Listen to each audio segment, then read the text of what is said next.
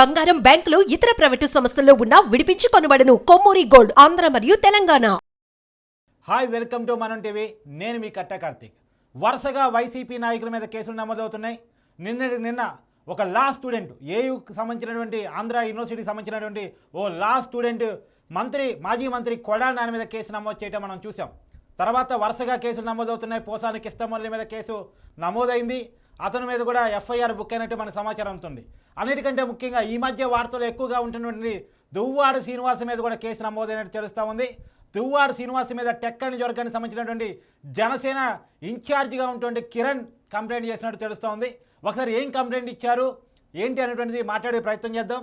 నమస్తే కిరణ్ గారు. సార్, ఏంటి మీరు దువ్వాడ శ్రీనివాస్ మీద కేసు పెట్టినట్టు తెలుస్తుంది, ఏంటి ఇది, ఏమైనా కేసు పెట్టారు, మీ ఉద్దేశం ఏంటి? సార్, ఈరోజు మా టెక్కలి పోలీస్ స్టేషన్ లో సిఐ గారికి మా ప్రాంత వైసీపీ నాయకుడు ప్రజెంట్ ఆయన ఎమ్మెల్సీగా ఉన్నారు దువ్వాడ శ్రీనివాస్ గారి మీద కంప్లైంట్ ఇవ్వడం జరిగింది. ఆయన వివిధ సందర్భాల్లో 2019 నుండి అంటే 2019లో వైసీపీ పార్టీ అధికారంలో వచ్చి నుండి మొన్న మా కూటమి ప్రభుత్వం అధికారంలోకి వచ్చినంత వరకు దువ్వాడ శ్రీని గారు మా అధ్యక్షులు పవన్ కళ్యాణ్ గారి వ్యక్తిగత జీవితాన్ని, ఆయన తాలూకా వివాహానికి సంబంధించిన 3 వివాహాల మీదనైతేనేమి, కళ్యాణ్ గారి తల్లి గారి మీద అయితేనేమి, వివిధ సందర్భాల్లో సమయం దొరికిన ప్రతిసారి కూడా అత్యంత వల్గర్ గా సామాజిక మాధ్యమాల్లో ఆయన ఎప్పుడు ఇంటర్వ్యూ ఇచ్చినా లేదా ఆయన ఏదైనా ఒక వీడియో చేసినా చాలా వల్గర్ గా ఒక రాజ్యాంగబద్ధమైన పదవిలో ఉన్నాను, ఈ పదవికి వన్నీ తెచ్చేటట్టు ఉండాలని కామన్ సెన్స్ లేకుండా ఆ పదవినే అపహాస్యం చేసి అంత దుర్మార్గంగా మాట్లాడడం జరిగింది సార్. సార్, ఇప్పుడు నాకు మాట చెప్పండి. మీరు చెప్పి నాకు అర్థమైంది. అతను చేసిన గతంలో అనుచిత వ్యాఖ్యల మీద మీరు కేసు పెట్టారు, అంతవరకు బాగుంది. పర్టికులర్ ఏ వ్యాఖ్యని మీరు తీసుకున్నారు? దేని మీద పర్టికులర్ వ్యాఖ్య ఏంటి? ఏ పదాన్ని మీరు ఆయన ఒకనొక సందర్భంలో మా అధ్యక్షుడు వారి తల్లిని ఉద్దేశిస్తూ లంజా కొడక ఇటువంటి చాలా వగ్గరుగున్నది, ఇంకా చెప్పలేదు. అవును రాజకీయాల్లో ఉన్నారు. ఉద్దేశిస్తూ పూర్తి ఆధారంతో అవన్నీ కూడా పెన్ డ్రైవ్ సేవ్ చేసి మా స్థానిక సిఐ గారికి అందజేయడం జరిగింది. సార్, కేసు బుక్ అయిందా? ఎఫ్ఐఆర్ అవుతుందా? అవును సార్, ఈవినింగ్ కల్లా ఎఫ్ఐఆర్ కూడా ఇస్తామన్నారు. సార్, ఇంకొకటి, ఇప్పుడు ఆ కేసులు వరుసగా బుక్ అవుతున్నాయి. కొడాలి నాని మీద వైజాగ్లో బుక్ అయింది, మీరు ఇప్పుడు కేసు అంటున్నారు. పోసాని మీద దాదాపు 18 కేసులు నమోదైనట్టు మనకు వస్తున్నటువంటి సమాచారం. ఏంటి ఆ పైనుంచి ఏమైనా ఆదేశాలు ఉన్నాయా కేసులు పెట్టినా, లేదా మీకు మీరుగా రియాక్ట్ అయ్యి ఇస్తున్నారా? సార్, ఇది కేవలం నాకు నేనుగా నా స్థానిక జనసేన మా వాళ్ళతో మాట్లాడి నేను ఇచ్చిందే సార్. ఇది మీరు అనొచ్చు గతంలో ఎందుకు నువ్వు కంప్లైంట్ ఇవ్వలేదు. అవును ఇదే దీంట్లో 2022 సార్ అక్టోబర్ 19 నా పార్టీ కార్యాలయం మీద ఇదే దువ్వాడ శ్రీని గారు ఆయన అనుసరుతో నా పార్టీ కార్యాలయం మీద ధ్వంసం చేశారు. ఓహో, జనసేన పార్టీ ఆఫీస్ మీద. Okay, Janasena party. ఎందుకంటే ఆయన ఇప్పుడు ఏదైతే నేను మీకు ఆ పదం చెప్పానో కళ్యాణ్ గారి తల్లి గారిని ఉద్దేశించి, దాన్ని కౌంటర్ గా మేము మా పార్టీ కార్యాలయంలో ప్రెస్ మీట్ పెడితే ఆ తర్వాత రోజు ఆయన 17 ఇచ్చారు. మేము 18, 19లో మేము 19 మేము కౌంటర్ ఇస్తే 20వ తేదీన మా పార్టీ కార్యాలయం ధ్వంసం చేశారు వాళ్ళు. దాని మీద కంప్లైంట్ ఇస్తే నిన్నటి వరకు కూడా మాకు ఫలానా వాళ్ళ మీద అనుమానం ఉంది అంటే ఏ ఒక్కరిని కూడా పోలీస్ స్టేషన్ కి వాళ్ళు పిలిపించలేదు సార్. గతంలో వాళ్ళ హయాంలో మా దగ్గర ఉన్న పోలీస్ వ్యవస్థ పనితీరాలకున్నది. ఇప్పుడు మా ప్రభుత్వంలో ఉన్న వాళ్ళు ఏంటంటే నిన్న అంతకు ముందు మేము ఎఫ్ఐఆర్ లో పెట్టిన కంప్లైంట్ లో పెట్టిన పేర్లు, తర్వాత అనుమానితుల పేర్లు ఇచ్చిన తర్వాత వాళ్ళందరికీ నిన్న 41A నోటీస్ ఇచ్చి వాళ్ళందరి దగ్గర కొన్ని డీటెయిల్స్ కలెక్ట్ చేయడం జరిగింది. సో ఇప్పుడు మాకు ఈ వ్యవస్థ మీద నమ్మకం కలిగి ఈ రోజు మేము కంప్లైంట్ ఇవ్వడం జరిగింది సార్. సార్, ఇప్పుడు నాకు చిన్న సమాచారం చెప్పండి.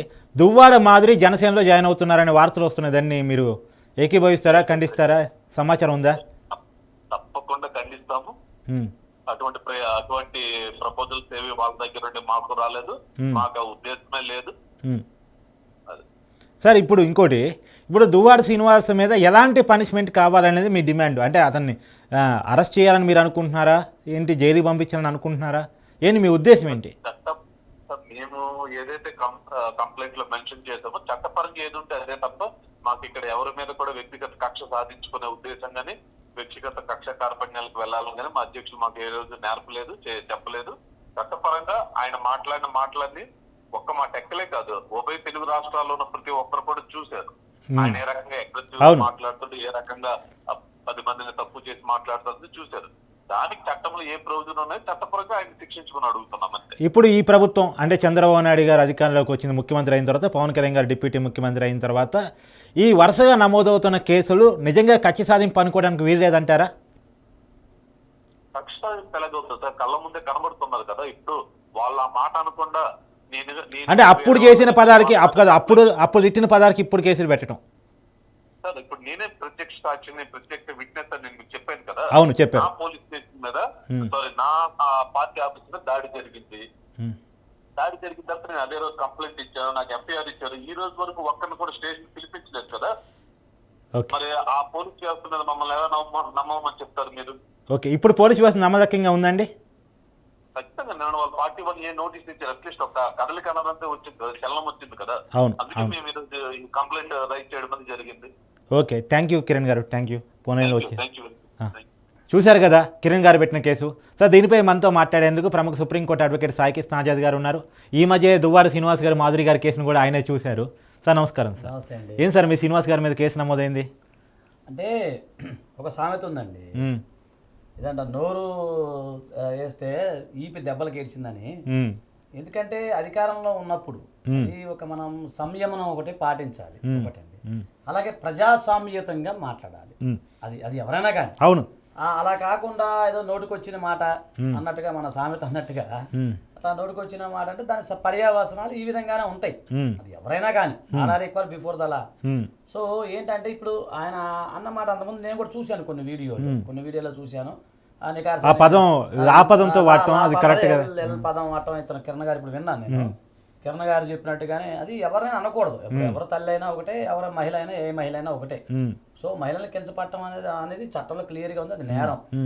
సో ఇప్పుడు ఆయన కంప్లైంట్ ఇచ్చారు కిరణ్ గారు, దానికి సంబంధించిన ఎఫ్ఐఆర్ కాపీ ఏదో ఇస్తా అన్నారు కదా. ఆ ఎఫ్ఐఆర్లో ఇంకా ఏం కంటెంట్ ఏంటో ఉంది, అలాగే ఈయన ఇచ్చిన ఏదైతే పెన్ డ్రైవ్లో ఏముంది అది ఒకసారి నిశ్చితంగా పరిశీలించాల్సి వస్తుంది.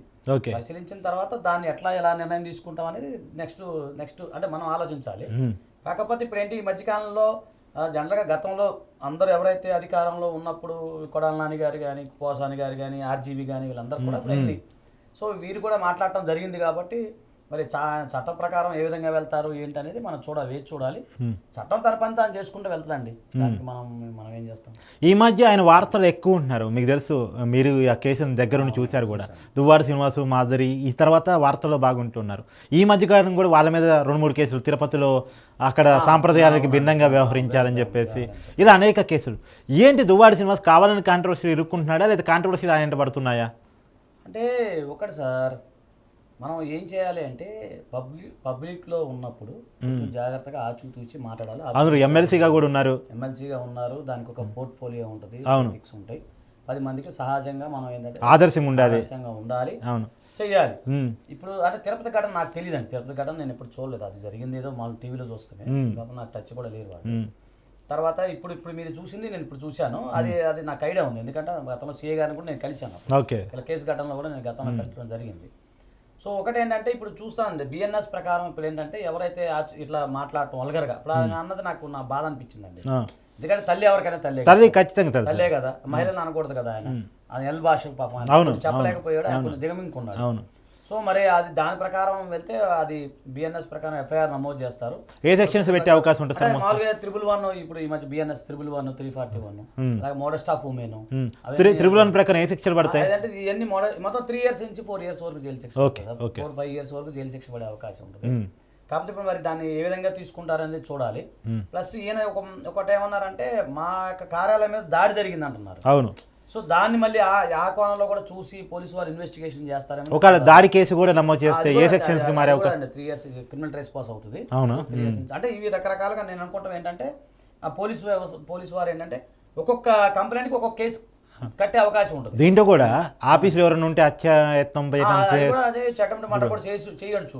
ఏమైనా పొరపాటున ఏమైనా మనుషులకు దెబ్బ తగిలినా కూడా వాళ్ళ అటెంప్ట్ మర్డర్ కూడా చేయొచ్చు. అటెంప్ట్ మర్డర్ అంటే మళ్ళీ 7 years వరకు జైలు శిక్ష, దానికి బెయిల్ కూడా రాదు. Attempt murder. మరి ఇప్పుడు ఈయన చెప్పినట్టుగా కిరణ్ గారు చెప్పినట్టుగా మరి లోపల ఎవరన్నా ఉండి ఒకవేళ అలాగే ఏమన్నా వాళ్ళ మీద దాడులు జరిగి అందులో ఒకవేళ జనరల్ పర్సన్స్ కాకుండా ఒకవేళ ఎస్సీ ఎస్టీ కనుక ఎవరైనా ఉన్నారనుకోండి, పార్టీ కార్యకర్తలు అన్ని కులాలు ఉంటారు, అవును ఉంటారు. పొరపాటున ఎస్సీ ఎస్టీ కార్యకర్త ఉండి వాళ్ళ మీద కనుక వీళ్ళు కనుక దాడి చేసినట్లయితే ఎస్సీ ఎస్టీ యాక్ట్ కూడా అట్రాక్ట్ అయ్యే అవకాశం ఉంటుంది. ఓకే ఓకే, ఇంకా దానికి బెయిల్ కూడా రాదు. ఇప్పుడు వర రవీందర్ రెడ్డి అదే ఎస్సీ ఎస్టీ. సో దీంట్లో కూడా ఇప్పుడు మరి కిరణ్ గారు నెక్స్ట్ ఇన్వెస్టిగేషన్ చేస్తే ఒకవేళ పొరపాటున అక్కడ ఒక కార్యకర్త ఎవరైనా ఇప్పుడు టీవీ అన్న తర్వాత ఎవరైనా రావచ్చు, అన్ని కులాలు ఉండొచ్చు. ఒకవేళ ఎస్సీ సంబంధించిన పర్సన్ ఉన్నాడు అనుకోండి, అతని మీద వీళ్ళు దాడి జరిగింది అనుకోండి, ఆ నేర నిరూపణ అయితే అది కొద్దిగా ఇబ్బంది అయ్యే అవకాశం ఉంటుంది. ఏంటి ఇప్పుడు మళ్ళీ దువ్వాడ శ్రీనివాస్ పక్షాన మీరు పోయే అవకాశం ఉంటుంది ఏంటి? అలా ఏముండదండి. ఇప్పుడు న్యాయవాది అనేది మేము ఎప్పుడు న్యాయం ప్రకారం మాట్లాడతాం. ఇప్పుడు న్యాయవాదిగా మాకేంటంటే వాళ్ళు ఎక్కువ వీళ్ళు తక్కువ అనేది ఏముండదు. నిజం వైపు ఉంటారు, నిజం వైపు ఉంటాం. ఆ రోజు ఆయన మనల్ని అప్రోచ్ చేయాలి, మనం చేసాము. ఇప్పుడు మనల్ని అప్రోచ్ అయితే మనం ఖచ్చితంగా సపోర్ట్ చేస్తాం. అలా ఏముండదండి. కాకపోతే ఏంటంటే అంటే అది వేరు, అదేంటంటే అది సరే, అది ఎవరికి ఇబ్బంది కలగదు, లాండ్ ఆర్డర్ ప్రాబ్లం లేదు, అది ఇద్దరు కుటుంబాల వ్యవహారం అంతే కదా. ఇద్దరు కుటుంబాలు, ఇది ఇక్కడ ఎలా కాకుండా ఒక డీసీఎం కాదు సార్, ఆయన వ్యక్తిగత జీవితంలోనే సరిగా లేదు, ఆయన జీవితమే చాలా ఇబ్బందికరంగా ఉంది. కానీ అలాంటి వ్యక్తి పవన్ కళ్యాణ్ గారి గురించి మాట్లాడటం కరెక్ట్ కాదండి. ఎందుకంటే ఇప్పుడు ఒకటి సార్, నేను మనం కూడా పాజిటివ్గా ఉన్నప్పటికి కూడా ఆయన అన్నది నాకు కొంచెం బాధ అనిపించింది. ఎందుకంటే తల్లిని అనకూడదు కదా, ఖచ్చితంగా నువ్వు ఏమండి సార్, ఒకటే సార్, షేక్స్పియర్ ఒక మాట అంటాడు, ఒకటి బుద్ధి తెలుసుకోవాలంటే వాడికి ఒక అధికారం ఇచ్చి చూస్తే ఆడి బుద్ధి బయటపడుతుంది అంట. అధికారం ఇచ్చారు కాబట్టి బుద్ధి తెలిసిందంటారా? అంటున్నానండి. ఇప్పుడు ఒక అధికారం ఇచ్చినప్పుడు అధికారం మదంతో ఉండేసి నాకు ఎవరు లేరు, నాకు వాళ్ళు ఉన్నారు వీళ్ళు ఉన్నారు అనుకుంటే కరెక్ట్ కాదు సార్. మీరు నిజం సార్, గత 5 సంవత్సరాల కాలంలో కొడాల నాని కావచ్చు, ఆర్కే రోజా కావచ్చు, వరంపూడి చంద్రశేఖర్ రెడ్డి కావచ్చు, అంబటి రాంబాబు, పేరు నాని, ఇట్లా విర్రవీగిపోయారు సార్. అధికారం ఉంది కదా. నేను అదే అంటున్నాను. అంటే ప్రజాస్వామ్యంలో సర్వసత్తాక స్వతంత్ర ప్రజాస్వామ్య గణతంత్ర రాజ్యం ఉంది.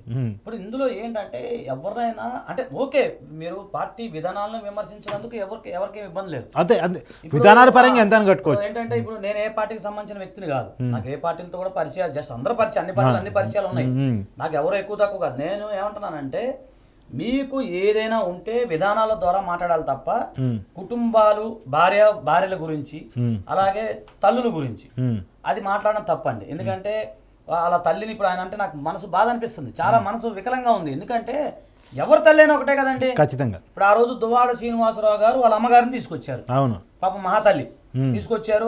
ఆమె కూడా చెప్పింది, అయ్యా ఇట్లా మా అబ్బాయి బాధపడతాడని భగవద్గీత కూడా తీసుకొచ్చింది ఆమె.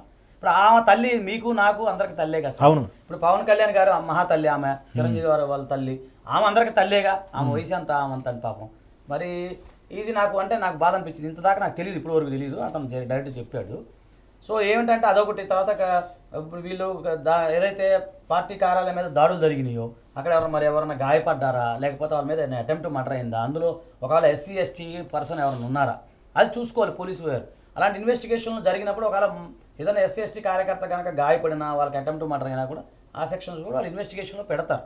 ఓకే, అది పెట్టే అవకాశాలు ఉంటాయి. సో రాబోయే కాలంలో దువ్వాడ శ్రీనివాస్ గారికి కేవలం దాడి కేసు పెడితే, అంటే బూతులు కేసు పెడితే మాత్రం 3 సంవత్సరాల జైలు శిక్ష. ఒకవేళ అతని మీద కనుక ఎస్టీ కేసు పెట్టినా, లేదా అటెంప్ట్ మర్డర్ కేసు పెట్టినా, దాడి కేసు పెట్టినా ఆ శిక్షలు మరింత పెరిగే అవకాశం ఉంది. బెయిల్ కూడా వచ్చే అవకాశం ఉండదు. 7 సంవత్సరాల జైలు శిక్ష కూడా పడే అవకాశం ఉండొచ్చు అని చెప్పేసి ప్రముఖ అడ్వకేట్గా ఉన్నటువంటి ఆజాద్ గారు చెప్తున్నటువంటి మాట.